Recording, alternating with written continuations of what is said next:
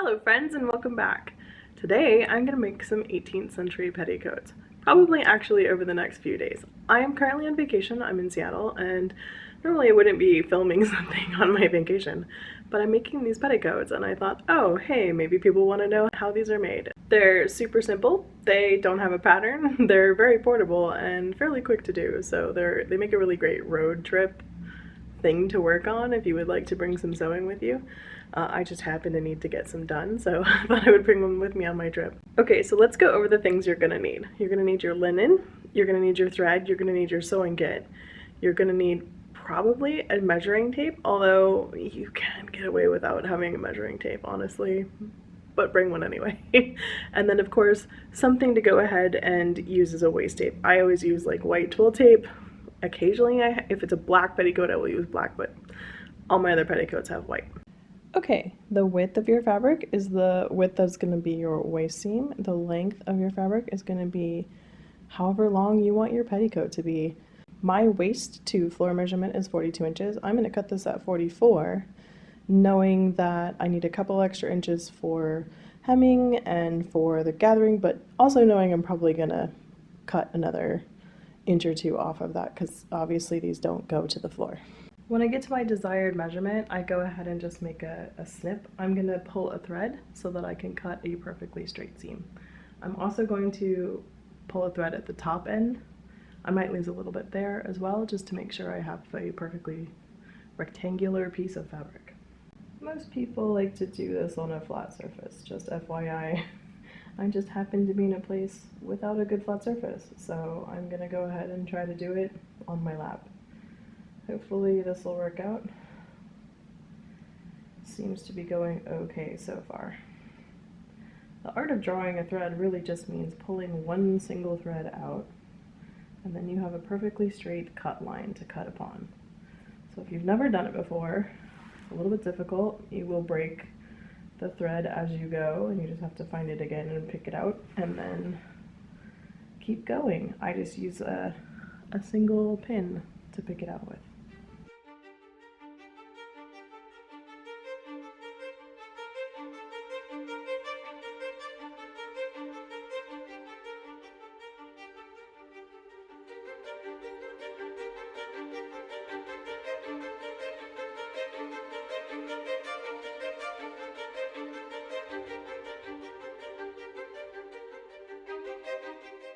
Okay, I have the thread out. I'm not sure if it's going to be visible to you guys, but there's definitely a path to follow there. So I will go ahead and cut this linen down to size. I will also do it on the top end, and then I will make a subsequent second pass to make the back side of the skirt. So they're both the same size, and they will both just be a giant rectangle that is however wide your fabric is by however long you want your skirt to be, plus a few inches.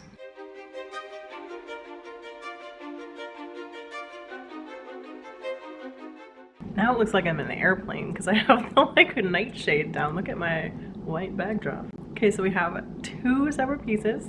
We are going to seam these up, both sides. We're going to leave 9 inches at the top open, though. These are going to be like the side slits, I guess. I don't know. I am going to do these with French seam, so I'm going to do them twice. And I'm going to do these by hand because I'm out in the world. Normally there's 0 chance that would happen. I would absolutely be doing these on machine. I do them because I'm doing them on selvage edge. I just do them really close. I do the backstitch really close to the edge, and then I flip it over so that all of the selvage is basically the part that makes the French seam up, and also so I don't have to like cut off any part of it. Also, I just want to say, like, this is how I make these skirts. This isn't like there's not only one way. Like, you can make these any way you want to. I'm gonna show you like how I pleat them in the front, how I got taught to pleat them in the front. I've had people be like, you don't do that, you do that the other way in the back, or like whatever. Like, there's a million different ways to do this, so like this is my way. But you make them any way you want to. Literally, it probably doesn't matter. They're just skirts, and they're just big tubes of 2 rectangles, so it's not a big deal. Anyway, we're gonna do French seams off the sides, leaving 9 inches at the top. It doesn't even have to be 9 inches. It could be 7, it could be 8, it could be 10. Whatever you feel like doing. I do 8 or 9. So I just put a pin in there so I don't go past it. All right, I'm gonna see you in a lot of hours because I'm just gonna sit here and stitch. And we are back. I'm in my own sewing space, so that's great. I got both of the French seams for the side seams done. You can't see this at all, I'm sure, but here it is. So this just needs a, waistband and hemming, and then it's done. And when I got home, I decided that I was just going to do these all at once together. So I went ahead and sewed the other two colors that I have. So I have 3 tubes now. So I just want to point out that sometimes you get, like on this red linen, sometimes you get like a really nice selvage edge that's basically like twill tape. It's really easy, it's very soft, it's completely ready to be encased in a French seam. And sometimes, like this green one, you do not, and you get fringe. I sew one line of sewing and then I go cut all the fringe off. So that's what I'm going to do with this one now. So I'm going to go ahead and do the waistband stuff now, and I'm going to show you how I do that. I've been taught 2 or 3 different methods by different people. So the way I'm going to show you is an inverse box pleat on the front and a box pleat on the back, and the inverse box pleat has like a 3 or 4 inch box pleat, so just like that center section that's right on the front of your belly is as flat as possible, and then you just pleat the rest in. And then the back is just reversed. So on the front, the pleats start moving outward, and on the back, the pleats move inward. I've actually done it both ways. Like, people are like, why do your back pleats go outward also? You're not supposed to do that. And I'm just like, whatever. Like, it's not that it was never done. Like, someone taught them one way, so like, don't listen to people when they're like, this is the way. Like, you can make your pleats go whichever way you want. I do pleats out on the front because that sort of like makes sense that you want to like move the direction outward. But I don't really think the back matters almost at all, and I don't know why anyone would get like uppity about it, but people occasionally do, so don't listen to them if that happens. And I'm just gonna take some literally Day Glow white twill tape and do that. So here's the math on that. My waist is 40 inches around, so each side gets a 20 inch, like I'm gonna pleat it down to 20 inches. So that way I have 20 inches on the back and 20 inches on the front, making 40 full inches. And then all I'm gonna do really is just this thing that I've cut, this strap, is 50 inches long each, so this is a total of 100 inches. But I'm gonna mark the center point and then 10 inches out from the center point so that I have 20 inches in each one, and I know what I need to pleat down to. Okay, here are the complex but easy instructions, or just more complex when you speak them out loud. I found the halfway point. This is the front. I know it's the top because I have a slit here, and I know that this is right side out because I can see the inside of my French seam, the bulge is right there. So it is correctly outward facing. So this is the inside of the skirt and this is the outside. I'm going to go ahead and place a pin in the center, and then I have a piece of twill tape that is, for me, 50 inches long. Yours can be like whatever you want. You can also just make it 50 or 40 or whatever and then cut it down. Adding up is harder, but you can do it. Ask me how I know. Okay, so, and then I've gotten 10 inches on either side for a total of 20 inches. And I'm going to put the center points together for sure, and I'm going to do that on the outside.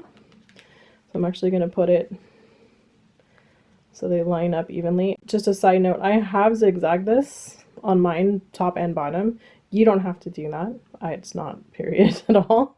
I do it because I throw these in the wash, so I just want to make sure that the fraying stays to a minimum, and even though this is completely encased inside here, you know, still probably a good idea. So I'm going to go ahead and put these together, and then I'm going to start pleating. Okay, I have a 4-inch box pleat here on the front. You can have a 3-inch. You could have a 4-inch. I've done 5 inches. You can do whatever you want. Also, all of the pleats are going to basically face inward because I'm working from the inside of this. On the outside, they will face outward, which is what you want to happen. And I'm just going to continue pleating all the way to this. Try to get all of this material, which is like probably like, I don't know, 30 inches into this 10 inches. So it's a lot of pleating.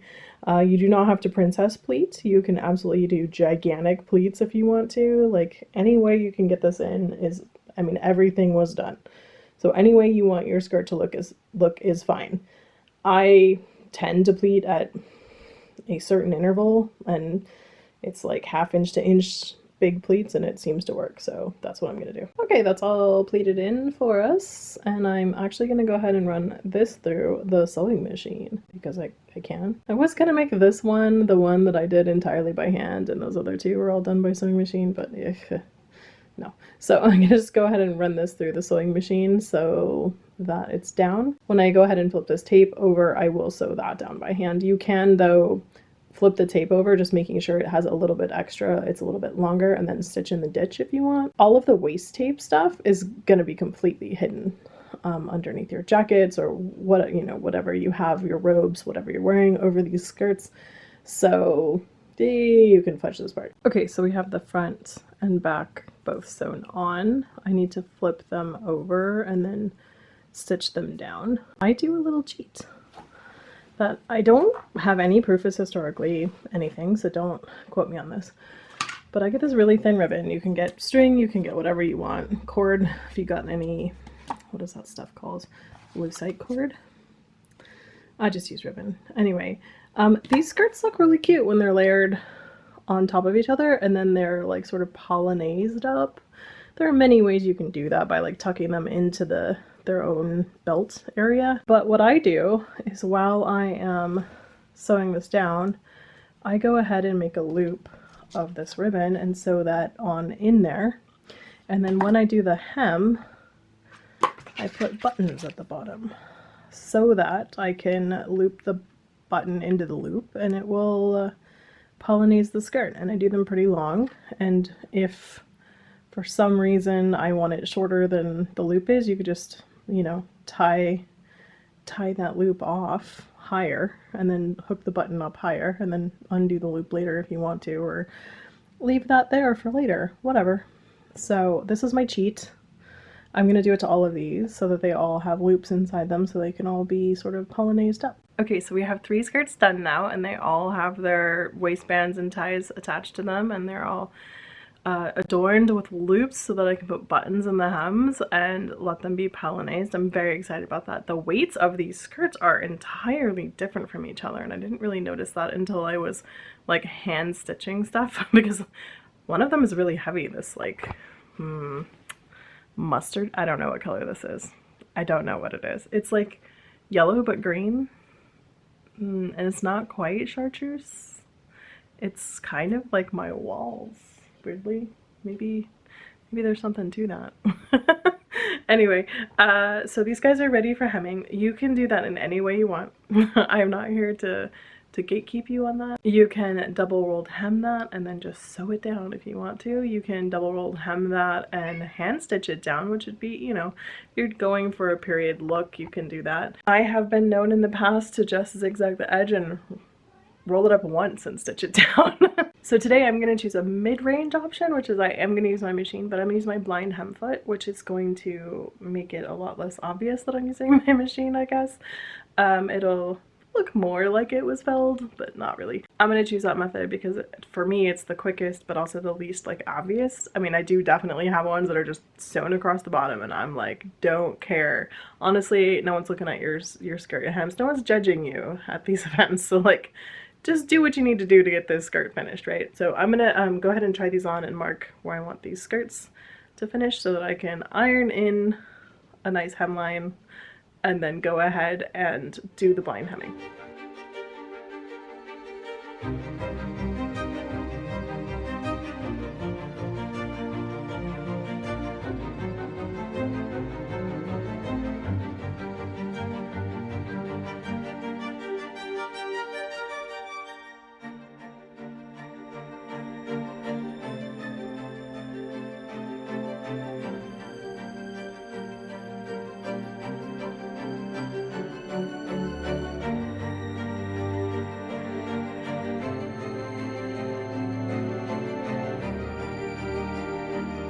I decided that maybe some people don't know what a blind hem foot is. So it looks like this, zooming in so that you can see what that baby looks like.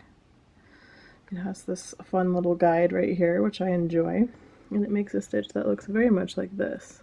Okay, so how this works is this is your double rolled hem, and all you do is turn it over again so that you make a little fold. This is like the rest of the skirt would be up here, and this is your hem. And it's so that you can stitch along this edge of the hem itself, and every several stitches here, as you can see, it just catches a little boop of the fabric. And when you stretch that out, this is what it looks like from the front. So just a little catch every now and then. So it does very much look like you felled this by hand if you use this. And if you use a very well matched thread, you will never even see these marks on the front. They'll just like blend into the fabric.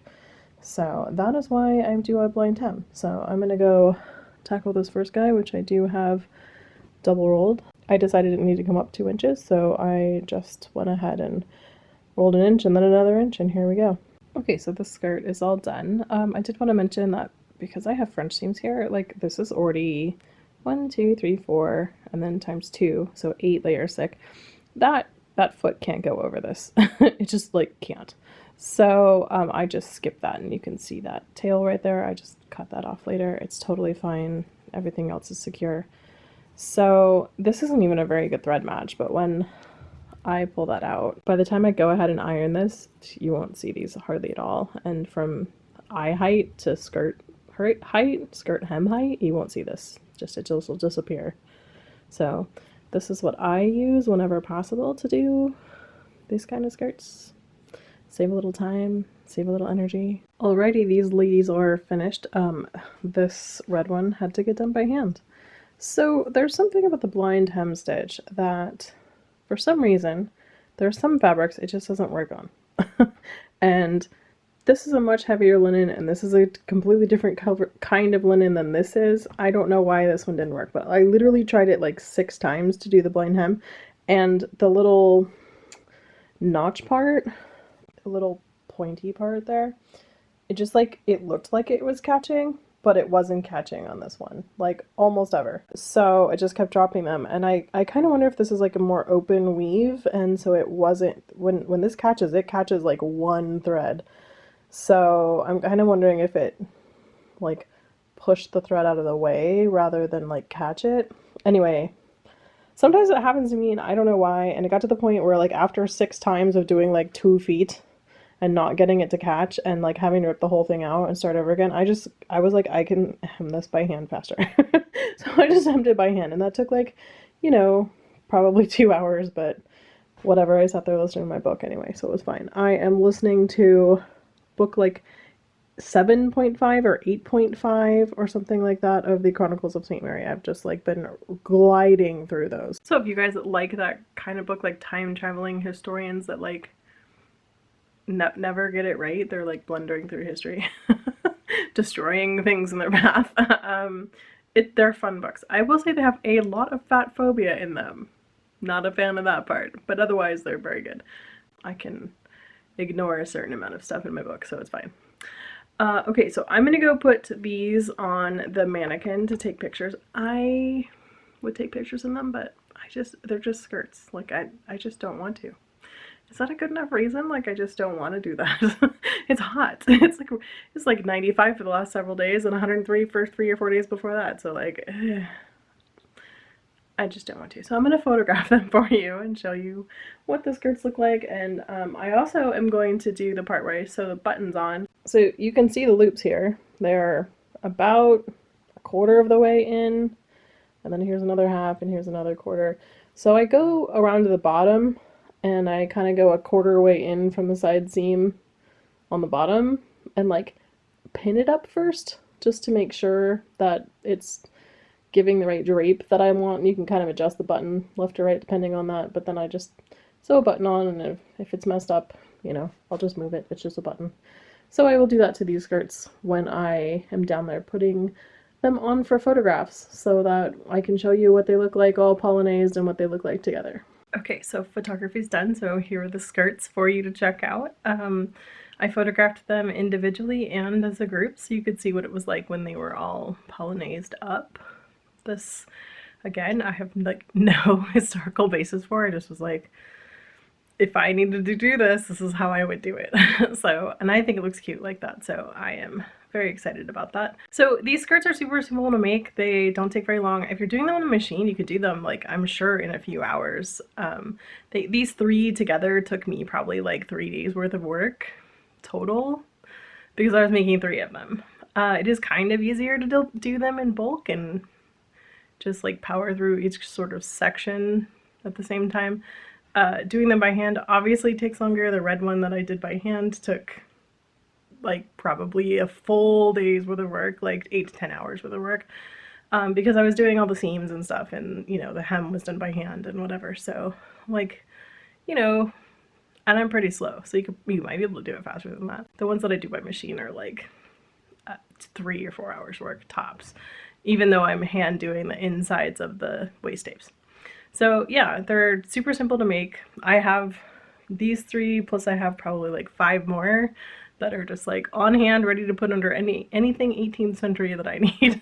So they're a fun way to enhance your wardrobe. Also, I'm gonna use these 3 as possibly like part of like a hobbity costume that I am tasked with making, so we'll see about that. I don't know how that's gonna go, but we'll find out. I feel like they're a quick and easy project. They're fun to do if you're gonna like go on vacation. You could absolutely hand sew them on vacation if you've got like a long car ride or whatever.